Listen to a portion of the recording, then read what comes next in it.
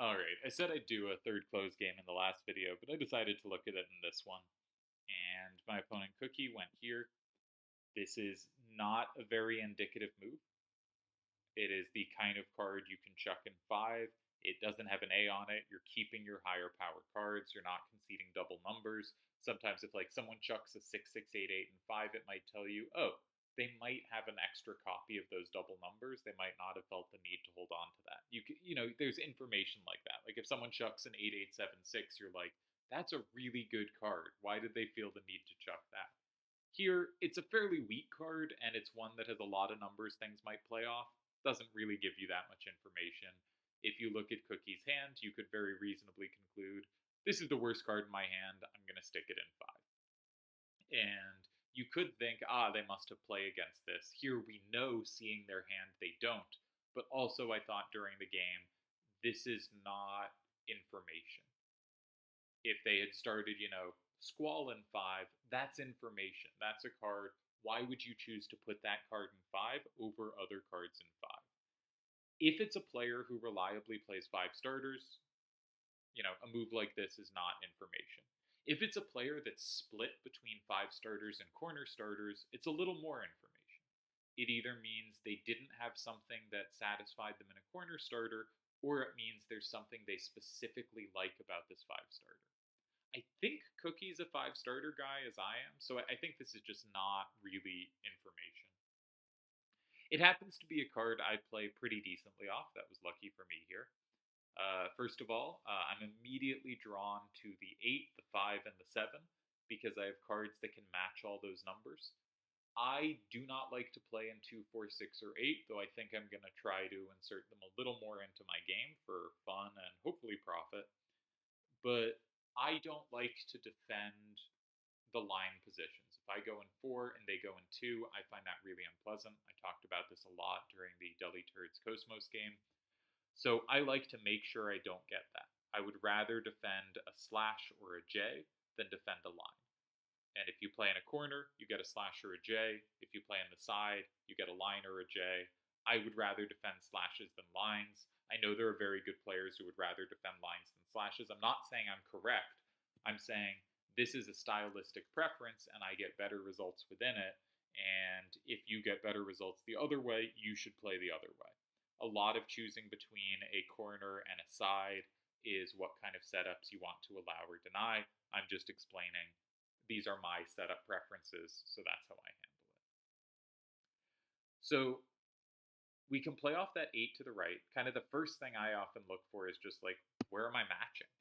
So Nuge in 4 matches with 6, which means if I put an A up in 7, I have a same. That's lovely. First move I think is A6, A5 in 7. Then I notice I kind of hate my hand going to the left. This is probably not what I want to be doing. I also notice I have a 7 matching with the 7 facing up. Okay.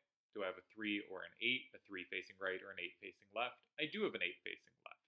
Another way to end up getting to the same move would be to look at that 5, go, okay, I have 5 facing left and an A up. Do I have an A facing down? I do. I have 2, in fact.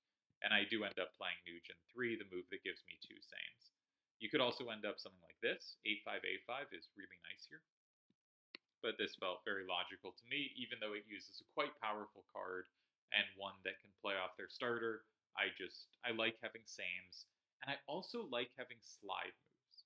I noticed that Rhinoa can slide nicely here. Now, of course, if I play in 7, Rhinoa can also slide. But similar to the last video where Turds defensively did a lot of sliding around the card in 5, I want to be doing the same thing. I think that's, in general, the correct way to play it. And Cookie does something very similar to what I did in that second game versus Turds. His hand doesn't have much synergy. It is not clicking very well. But what he's going to do is pick. And note, he also does not have 6. So he shouldn't play in 7, in my opinion. This is my kind of hot take about closed. Is he doesn't have 6. He may not even like his play in 2. He only has 1 card for 2. That's kind of clumsy. It turns out I can combo it. He can't know that, but it's difficult. He doesn't really want to have to play in 2 or 6. And if you play in 7, you're very likely to have to. And if you play, or more likely to have to. If you play in 4 or 8, you're less likely to have to. Does he want the game to be up, down, or side to side? He wants it to be up, down. So he gets rid of what he views as his weakest card and directs the game how he wants it. This is very similar to that last game. And now I think I have a pretty interesting decision to make. And I think I get into these situations. We all have selection bias, right? You notice yourself getting into situations, and of course, you're not paying near as much attention to other people's games, certainly not their closed games. And certainly, you're not paying that much attention at the start of their closed games when, like, you only know what their cards were at the end of the game. It's hard to go back and think about early in the game. But I quite often get into these situations where I have too many good cards and I can't use them. Which is to say, I would be happy to slide in 6 weak to 5, except that my card that slides in 6 is the card I need to combo back in 2. So A873 is a really nice card to land in 6 at some point, but I can't if I'm depending on A873 to combo back in 2. A685 is a really nice card to play in 6 if it combos something in 2, but the only thing I can play in 2 that's weak to 5 is Rinoa. Now, I could play Rinoa in 2. I considered Rinoa in 2 here, but 2 is a really good square for me. Do I really want to use 2 as a sliding square when it is a square I'm so hopeful of getting to land A873 in at a really useful moment? Note also, much like I did last time, Cookie's card in 8, while it is weak to 5, is really unlikely to combo anything else. A little more likely here because Cookie's hand is weaker to the 6, but the 6s, but is in general not likely to combo extra things. Also note A5, A1 has some play against it. But I get in this problem where, like, I'd like to play Rinoa in 2. I think that's a reasonable thing to do. But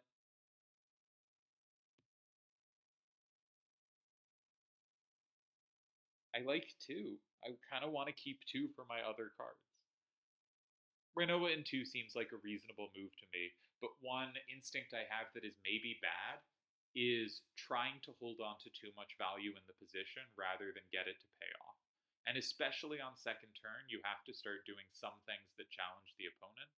And I sometimes don't force action when I should. Like turds from the last 2 games, it's like pretty clear, I think, would play in 2 here, or at least have a very good chance to play in 2. But I wanted that square for later. I'm greedy. I thought I had really good play there.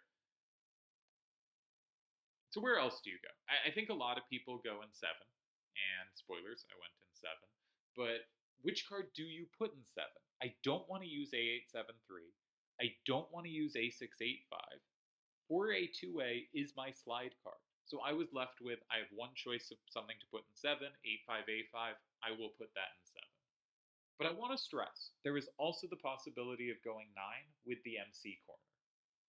Now, something I didn't like about the MC corner here was the card in 5 has weak power towards 6, which means it's unlikely that combos get all that dangerous for him unless he can only flip 9 while flipping 3, in which case they likely are quite dangerous. Here, that wouldn't be the case, but I can't know that. In fact, the card he's going to flip 9 with that's safe to 3 is a card actually weak to 5, but again, you can't know these things. Well, no, he can do it with a 7-6-8-5, so he has it well covered. But I think, I've said I think 9 is underrated. This didn't feel to me like a position I wanted to go 9. I went 7. Looking at it now, maybe I should go 2. I'm really not sure. Maybe I should just be playing out some lines, but I wanted to just talk through my reasoning here. And, yeah. I go 7. I say I want to keep open the squares I have good play in. If you go 4, I know I have good play in 2 and 6. If you take in 4, maybe I can slide in 2 and then land my same in 6, and I should be in pretty decent shape. The combo chains are pretty good for me there. Yeah, something like that. So I wasn't worried about 4. If you go in 2, I don't have a great way to slide in 4. Again, every one of my cards that does one thing, I want to use twice, right? I did it again. If they go in 2, I want to play A6, 8, 5, and 4, and then combo through with it in 6. I handle my cards in such a way that I often end up with, like, however the game goes, one of my cards is great and the other cards are not good, and I just wish I had more of the great card. And I have found purposes for all my cards, but somehow I play such that they all have pretty reasonable purpose, and then suddenly they are either redundant or like they are either not relevant or they are so relevant that I need to have multiples of them. And I know to some extent this happens to everyone, but I think the way I kind of set up and try to keep combos alive is more prone to having this happen than most people's style of play. And what this probably means is I should play somewhat less ambitiously and somewhat more trying to cash in. Play something on move 4 like Rhinoa in 2 rather than just trying to keep all my incredible. Like, I'm so happy how much combo potential I have. Maybe I should be trying to cash it in. Maybe I shouldn't, though, because even if I don't have the perfect cards, I'm still going to have good cards for that endgame. It's just not going to sequence exactly how I wanted it to. So I'm very happy if he goes 4. He can go 7, but it's hard to be too worried about that. He goes 2, which I think is pretty reasonable. And here again, and here I do wish A685 could land in 2 different squares. I wasn't exactly sure how to sequence this endgame. I thought it was a little clunky for me. If he has combos in 9, then any kind of sequence of 1 or 4 and then 6, I can lose. I can lose pretty easily. If I start in 6, I'm really not doing much in 1 or 4. I kind of want 6 to be my final move. I want my best move to come last. Then there's the least chance to respond. If I like start in 6 and they can do anything in 9, then I just don't have that much to do in 1 or 4. I guess I probably at that point have to play A8, 7, 3, and 1. But then if they can combo either the 8 or the 7, I'm done. If I had good play in 4, I would consider starting in 9, but I do not. So I guess I like how I played it, but it just feels like I should have gotten more out of this position and not exactly sure where it was. I end up playing Melia Duel in 4. Kind of going, if they don't have 1, like they really have to have 9 to win here. They have to have the plus wall in 9. And if they don't have the plus wall and they don't have a capture, then when I play here, there's a pretty decent chance I win. They need to have a double capture. And even if they, well, yeah, they need to have a double capture or to be able to combo the 6. Double capture to tie, combo the 6 to win. Anything else and I win. I should be in decent shape. And even if they can flip it, A, they might be forced to use up a card that hits the 6, and B, they still need a double capture or the combo to win here, which there's, of course, a very decent chance they have. They place the card in 8. They're more likely to have something when they place the card in 8. I end up getting the tie here. This is how the game finished. I feel like I should have been in a better situation here. Let's think about alternatives. What probably happens if I play Rhinoa in 2? He has a few options. There is, of course, what happens if he just goes for it. I'm pretty obliged to take 6 as soon as I can because otherwise I'm in trouble. I am very happy and lucky here that he doesn't have basically anything. Probably ends up going here, and I end up winning this. If he does it this way, then this just wins on the spot. And if he does something like this, it's a little scary for me to go 9 because I can't actually be safe to combos, but I cannot lose if I make this move. So I may as well make this move, and we tie. If I go here, I win, but that's hard to know. I guess I can't lose if I go here either. So I'm just picking which is harder. Is it harder for him to combo a 6 or take both a 6 and an 8? Probably harder for him to take a 6 and an 8, so I guess I do go here and get the win in this line. So I probably win if he goes 1. He can also go 7, and that seems more similar to what he did in the game, keeping that threat in 1. And now I have another tough decision to make. I have no right power, so 8 is safe to me. I happen to have the same in 5, which means I probably do end up taking this.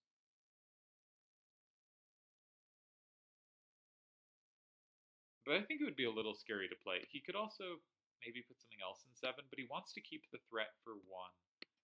He could play this, but I think you always play this. A5A1's a better sweeper.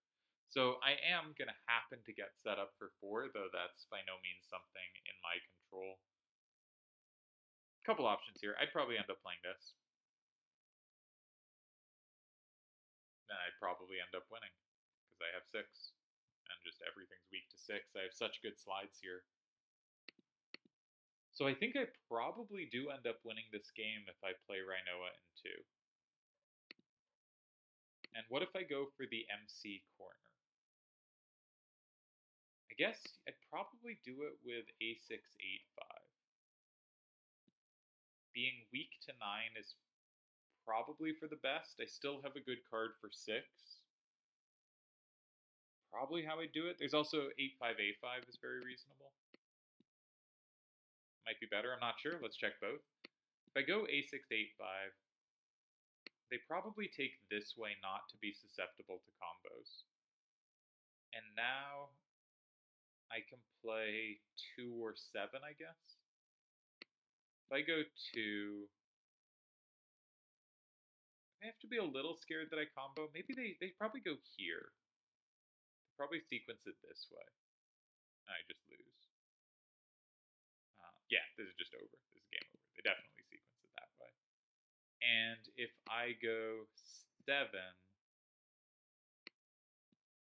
going to end up losing this too.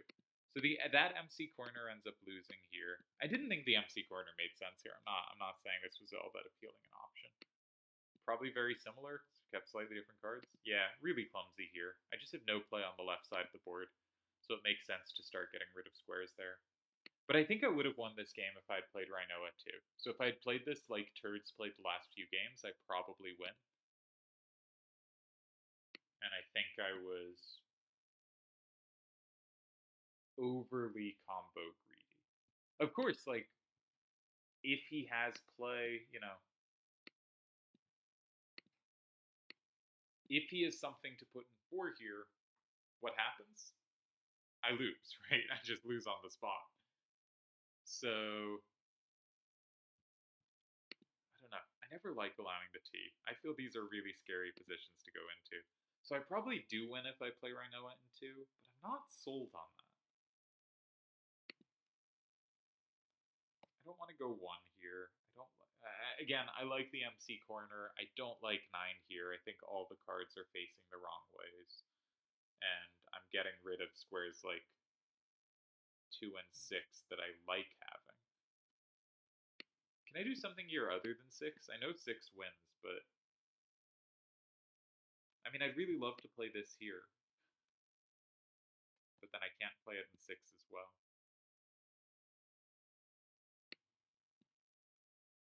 If you go here, they just block 6. I know this ties in actuality, but I can't know that. It looks terrible. Yeah, so I mean, I just have to commit and hope they don't have it here.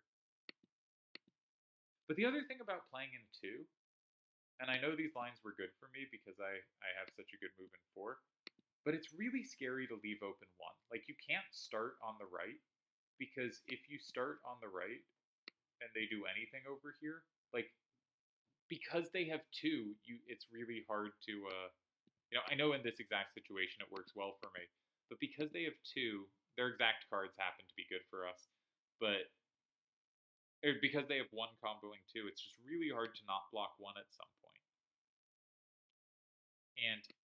Or get rid of 1 and 4. You start on the left here. Whether you block 1 or can play another thing weak to 5, you start on the left because the combo chain goes through these squares and you don't want to leave the combo chain part of the board for last. So you start in 1 or 4. And like, my cards are really good for that here, right? I really want to go in 1 or 4 and then 6, and I'm very happy. Yeah, I guess maybe Rinoa 2 is just right. I don't I don't like relying on them not having 4 here. Like, I know you have to rely on them at some point not having something, but they placed the card in 5, they placed the card in 1, they have gotten to control both of these squares. They have left 4 open, which is something they would do if they had play there, right? All the evidence is they are more likely to have 4 than normal, I would certainly think. We also haven't seen them use up a card that had play for 4. If we had, we might think, okay, that was their card now. They're less likely to have 2. But yeah, I don't know. I'm not sure. I think I would have won the game had I played Rhinoa in 2, but I'm not sure it was the better move. It sucks that this doesn't set up 4 for me. I somehow have lots of squares and just not quite enough squares. And it ends up reaching an endgame where I'm more likely to lose, which is, happens all the time on second turn. But it really feels like their hand is clumsy and my hand has lined up so well that I should be able to get more value out of it. And I just didn't do so. So I think an interesting closed game. Like, I like how I played the Turds games. I think the first game I played really well, and I kind of got max value out of the combo potential I had. The second game, I think I directed it well. I played very much like Cookie played in this game. And that was enough to hold the tie, much as it was enough to hold the tie for Cookie. But I think my cards here were a little better, and they worked better together than Turds' cards in the last game were against me. And so maybe I should have had more chance to play for more. And maybe I just would have had that more chance if I had played more like Turds did. I mean, I definitely would have as the cards played out. I'm really not sold, though. Really not sold. Maybe I should be.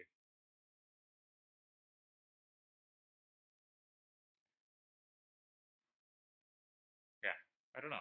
All right, I'm gonna stop there. But those were some closed games I played. Hopefully, they were interesting. We're gonna try to be doing some more coverage of and thinking about closed. Specifically, right now, I'm interested in thinking about 5 starters rather than corner starters and the resulting games because you get quite reliable setups. 3 moves in, most games are either a slash, a J, or a line, with most games being a J or a slash, but a fair number being a line.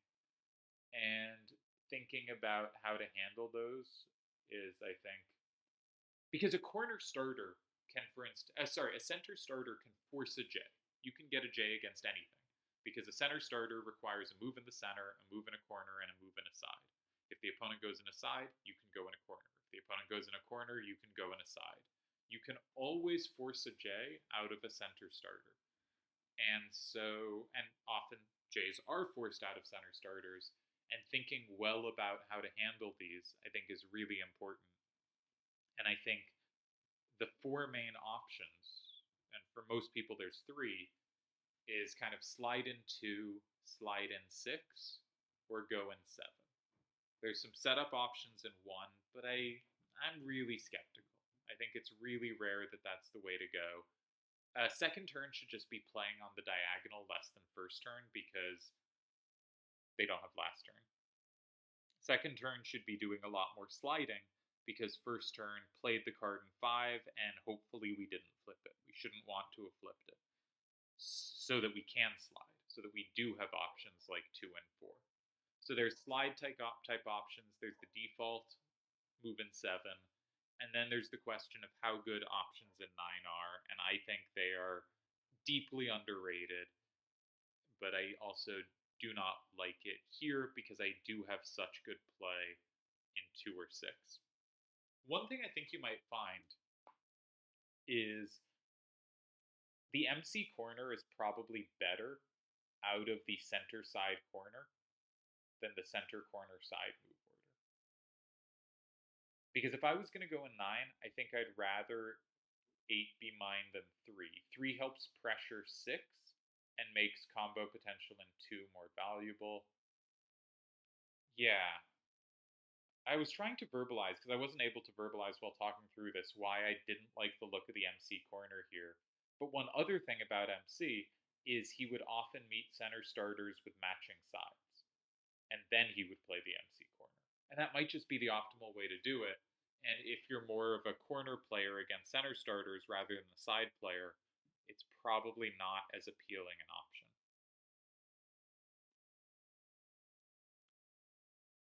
And sliding is a more appealing option because when you slide in 2 or 4, both the corner and 5 are your opponents. So it's much easier to slide. You are less likely to be comboed back because you haven't flipped either, and you can have combos through either one to flip your card back.